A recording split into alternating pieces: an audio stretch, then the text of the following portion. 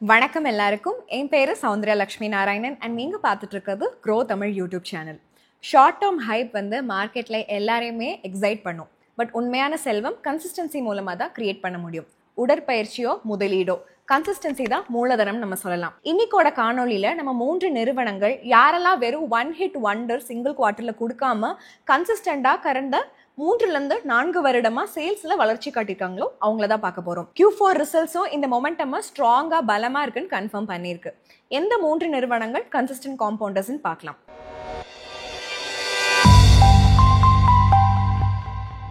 முதல் நிறுவனம் apple 3i limited.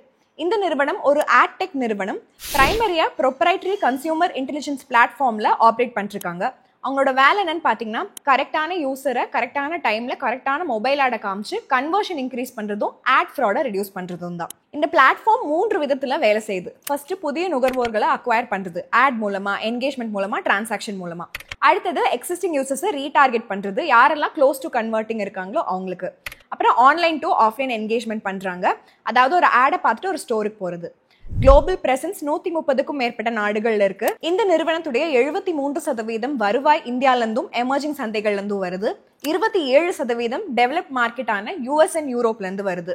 இதனுடைய ரெவென்யூ மாடல் CPCU, அதாவது காஸ்ட் பர் கன்வெர்டட் யூசர். அதாவது அட்வர்டைசர்ஸ் வந்து ஆக்சுவல் கன்வர்ஷன் நடந்தாதான் இவங்களுக்கு பே பண்ணுவாங்க.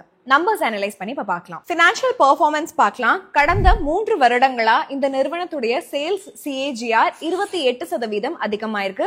அது கூட சேர்ந்து 3 வருட ப்ராஃபிட் CAGRம் 21% அதிகமாயிருக்கு. குவைட் கன்சிஸ்டன்டா இருக்கு. இதே ட்ரெண்ட நம்ம FY25 Q4லயும் பார்க்கிறோம். ரெவென்யூ வந்துட்டு 602.3 crores இருக்கு. 19% year on year growth காமிச்சிருக்கு. டிபிக்கலா Q4 வந்து ஒரு சாஃப்டா இருக்கும், சரிங்களா?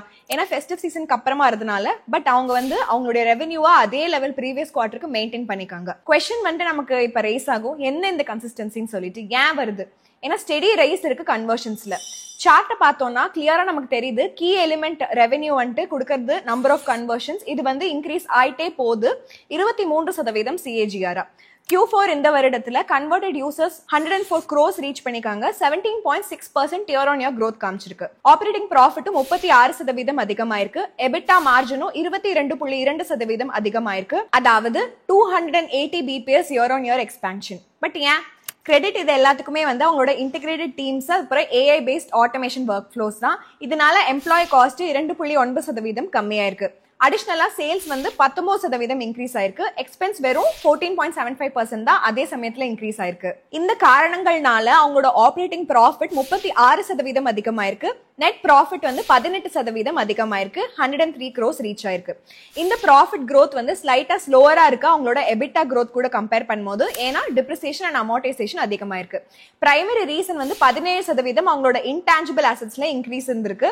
இது 393 crores வந்து அவங்க பர்ச்சேஸ் பிரைஸ் அலோகேஷன் பண்ணதுனால ஒரு ஆக்விசிஷன் ஃபாலோ பண்ணி அடிஷனலா இன்கம் வந்து டிக்ளைன் ஆயிருக்கு அதே ரேட்ல.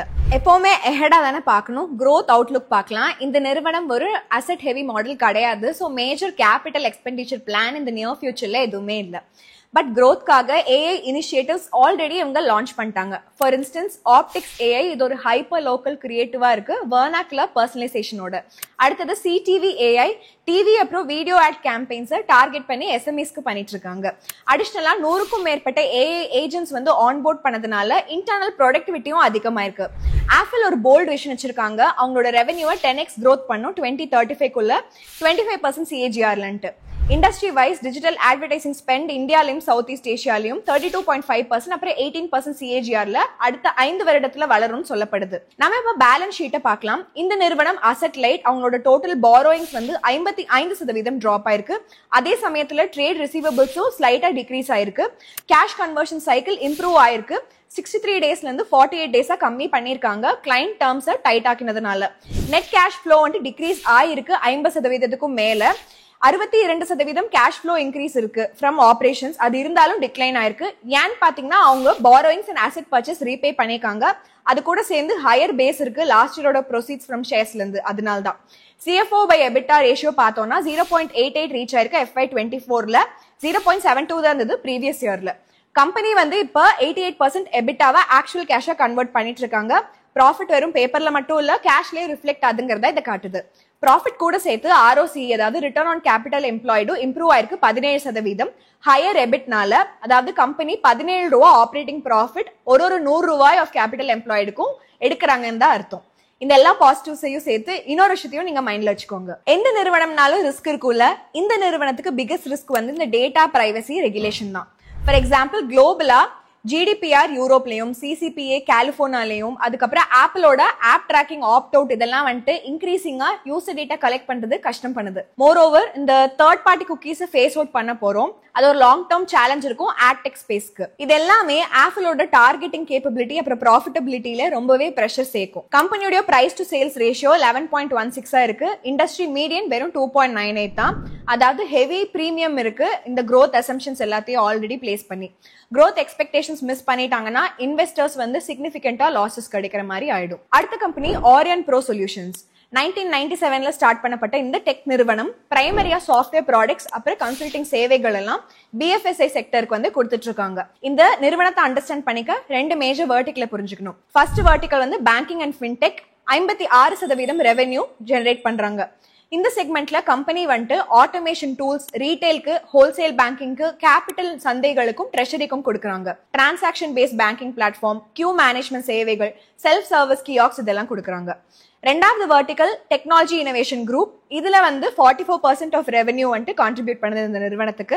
இந்த செக்மெண்ட் வந்து சேவைகள் என்னெல்லாம்னா smart mobility, digital supply chain financing, அப்புறம் டேட்டா சென்டர் சொல்யூஷன்ஸ்லாம். ஃபார் எக்ஸாம்பிள் கம்பெனி ரீசெண்டா ஒரு major edge data centre turnkey project வந்து ஒரு ஹைப்பர் ஸ்கேல் கிளையண்ட் NCR ரீஜன்ல அவங்க அக்வயர் பண்ணிக்காங்க.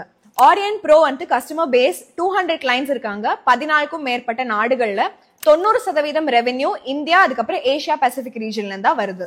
பினான்சியல்ஸ்குள்ள போய் இப்ப பார்க்கலாம். பினான்சியல் பெர்ஃபார்மன்ஸ் பார்த்தோம்னா கடந்த 3 வருடமா இந்த நிறுவனமுடைய சேல்ஸ் CAGR வந்துட்டு 32%, நெட் ப்ராஃபிட்டும் 38% CAGRல கடந்த 3 வருடமா வளர்ந்திருக்கு. Q4 FY25ல இந்த நிறுவனத்துடைய revenue 33% year on year growth வந்திருக்கு. என்ன ஏன் இந்த கன்சிஸ்டன்சின்னு கேட்டீங்கன்னா பிகஸ்ட் ஃபேக்டர் வந்து AI அதுக்கப்புறம் டிஜிட்டல் டிரான்ஸ்ஃபர்மேஷனோட டிமாண்ட் அதிகமா இருக்கிறதுனால தான். ஆரியன் ப்ரோட AI driven platforms, transaction banking solutions எல்லாம் மாடர்னைஸ் பண்ணுது. ஆபரேஷன் அப்புறம் கிளையண்ட் என்கேஜ்மெண்ட்லாம் அதிகம் பண்ணுது. கம்பெனி வந்துட்டு புது மார்க்கெட்டான யூரோப், மிடில் ஈஸ்ட் அப்புறம் சவுத் ஈஸ்ட் ஏஷியால போயிருக்காங்க. அதுவும் ஸ்டெடியா வளர்ச்சி காட்டிட்டு இருக்கு.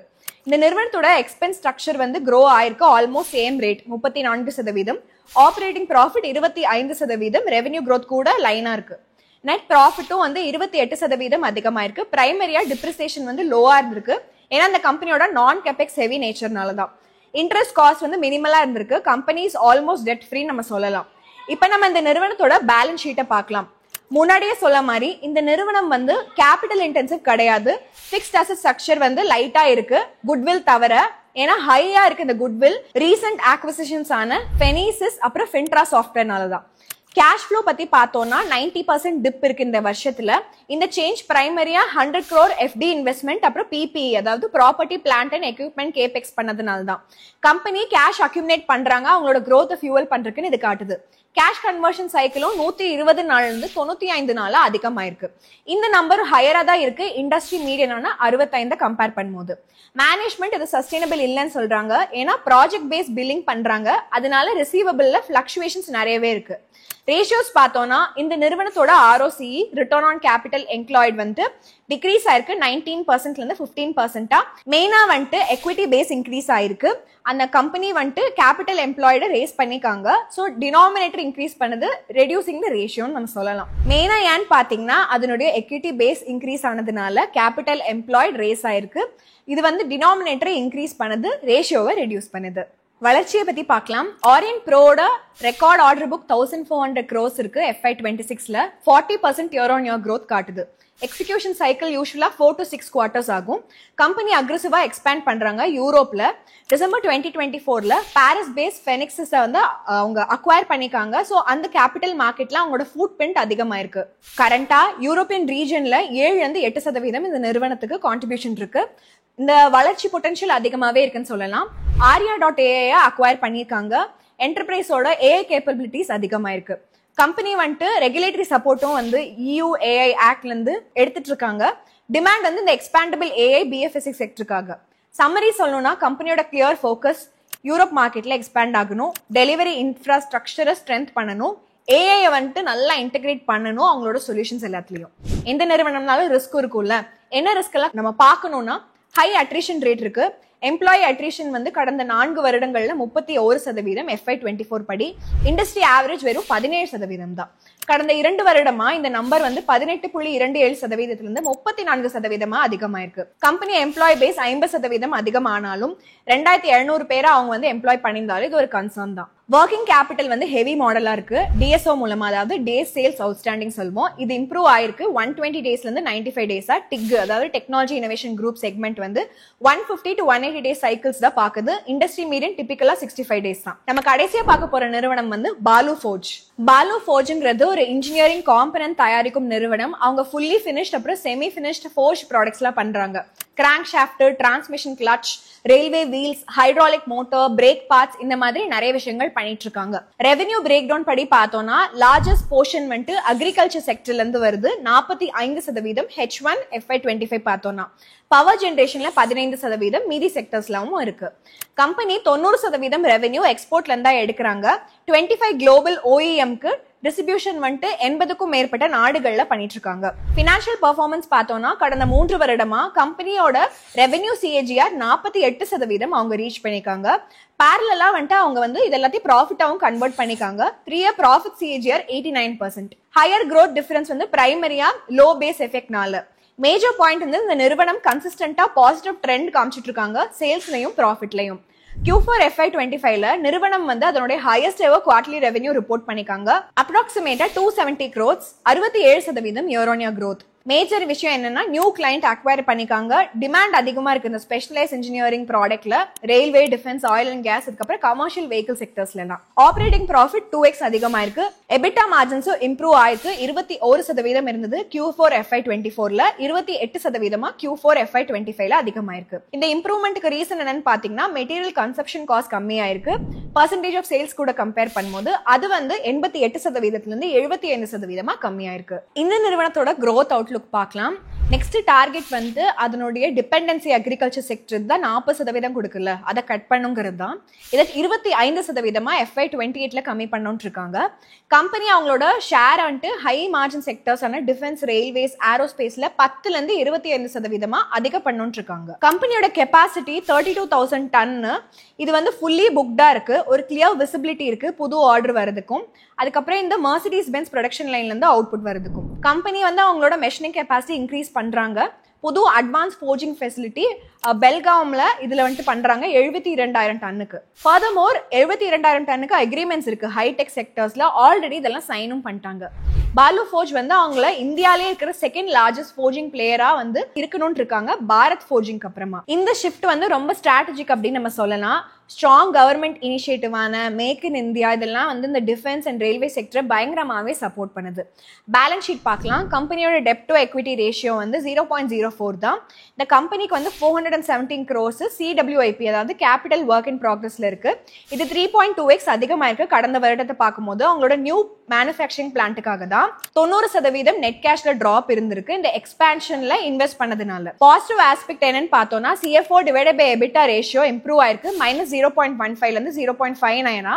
கம்பெனி எஃபிஷியன்ட்டா அவங்களோட ப்ராஃபிட்டை கேஷா கன்வெர்ட் பண்றாங்கிறதா அர்த்தம். கேஷ் கன்வர்ஷன் சைக்கிளும் 151 டேஸ்ல இருந்து 117 டேஸா கம்மியாயிருக்கு. ஏன்னு பாத்தீங்கன்னா மேனேஜ்மெண்ட் வந்து அவங்களோட டெப்டர் டேஸ 142ல இருந்து 129 டேஸா கம்மி பண்ணிருக்காங்க.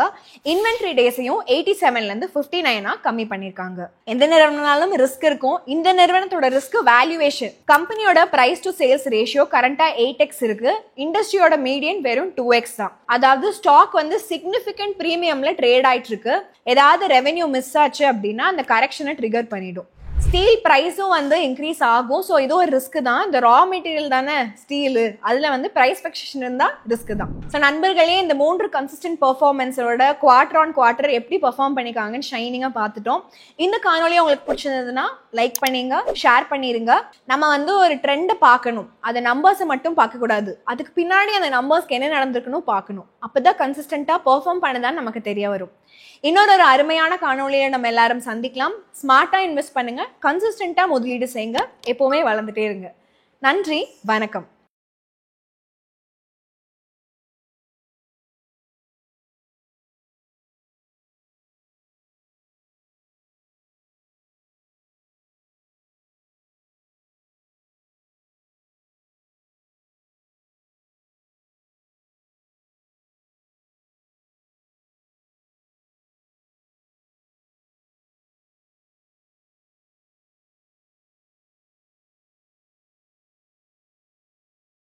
Investment in securities market are subject to market risks. Read all the related documents carefully before investing. Please read the risk disclosure documents carefully before investing in equity shares, derivatives, mutual fund, and or other instruments traded on the stock exchanges.